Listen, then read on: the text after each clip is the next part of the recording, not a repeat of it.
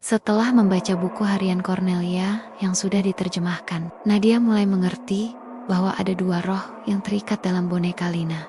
Cornelia dan kembarannya, Listi, memiliki keterikatan jiwa yang tidak wajar, bukan karena cinta, tapi karena kutukan warisan sang ayah. Sejak saat itu, mimpi buruk datang setiap malam. Nadia bermimpi dirinya menjadi seorang gadis kecil berambut pirang, duduk di ruang gelap sambil memeluk boneka Lina.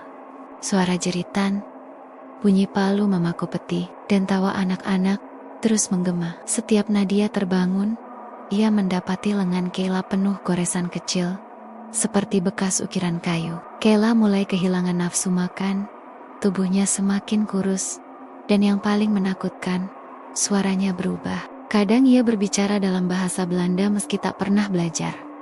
Suatu sore, Nadia nekat membakar boneka Lina di halaman. Api berkobar tinggi seolah boneka itu terbuat dari bahan minyak. Namun yang mengejutkan, ketika api padam, di tengah arang yang tersisa, ada tulang-tulang kecil dan sebuah gigi anak-anak. Nadia menggali kembali arsip lama rumah itu dan menemukan bahwa Cornelia tidak hilang. Dia dikorbankan. Ayahnya mengorbankan Cornelia demi menenangkan arwah Listi yang tidak pernah puas. Jiwa Listi lah yang menghuni Lina. Dialah yang selalu ingin hidup melalui tubuh anak kecil baru. Nadia pergi ke desa tua di lereng Gunung Merapi, tempat asal dukun yang dahulu membuat boneka Lina. Di sana, ia bertemu seorang wanita tua bernama Nyi Ranti, satu-satunya pewaris ilmu pemisah roh dan boneka arwah. Boneka itu bukan sekadar wadah. Ia sudah tumbuh akar pada anakmu. Kalau kau telat, yang bernama Kayla akan hilang. Hanya tubuhnya yang tinggal. Nyi Ranti menyiapkan sebuah ritual pemisahan. Tapi ada syarat yang berat. Roh pengganti harus disiapkan. Roh itu harus bersedia menukar tempat dengan Listi. Di dalam boneka, harus dari orang yang memiliki ikatan darah. Nadia terkejut. Ia tahu apa artinya. Malam itu, ritual dimulai di kamar Kayla. Garam, dupa hitam, dan tanah kuburan Cornelia yang berhasil mereka gali kembali. Kayla berteriak seperti kerasukan, dan Lina kembali muncul dari balik bayangan. Bukan boneka lagi, tapi sosok anak kecil, berambut emas, dan mata membara. Berikan aku tubuh itu, bisik Listi, atau aku akan mengambilnya selamanya. Nadia memeluk anaknya, dan dengan suara gemetar ia berkata, ambil aku, biar aku jadi ibumu di sana, biar anakku bebas. Tawa hantu itu menggema, dan ruangan seketika menjadi gelap gulita. Pagi datang, rumah tua itu sunyi.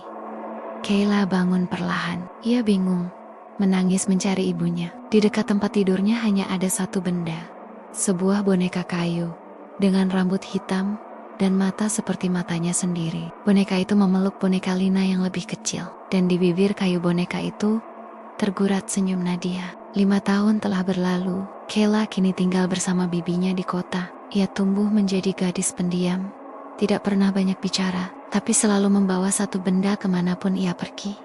Boneka kayu bermata hitam yang diberi nama ibu. Setiap malam, sebelum tidur, Kayla duduk di depan cermin dan berbicara pelan, aku janji gak akan buang kamu, aku gak seperti mereka. Kadang boneka itu menjawab bukan dengan suara, tapi dengan gerakan halus. Matanya berkedip, mulut kayunya terbuka sedikit, seolah hendak berbisik, tapi tak pernah ada orang dewasa yang melihatnya. Dan tak satu pun percaya saat Kayla bercerita. Sampai suatu malam, bibinya mendengar suara nyanyian dari kamar Kayla, bukan lagu anak-anak, tapi lagu Nina Bobo. Dalam bahasa Belanda kuno, saat bibinya membuka pintu, Kayla sudah tertidur, tersenyum, dan di rak mainan, semua boneka lainnya menggantung terbalik, seolah disalib. Di tengah mereka, boneka kayu ibu duduk tegak, matanya terbuka, dan dari bibir kayunya tergurat ukiran halus. Anak yang baik selalu simpan rahasia ibunya. Cerita selesai.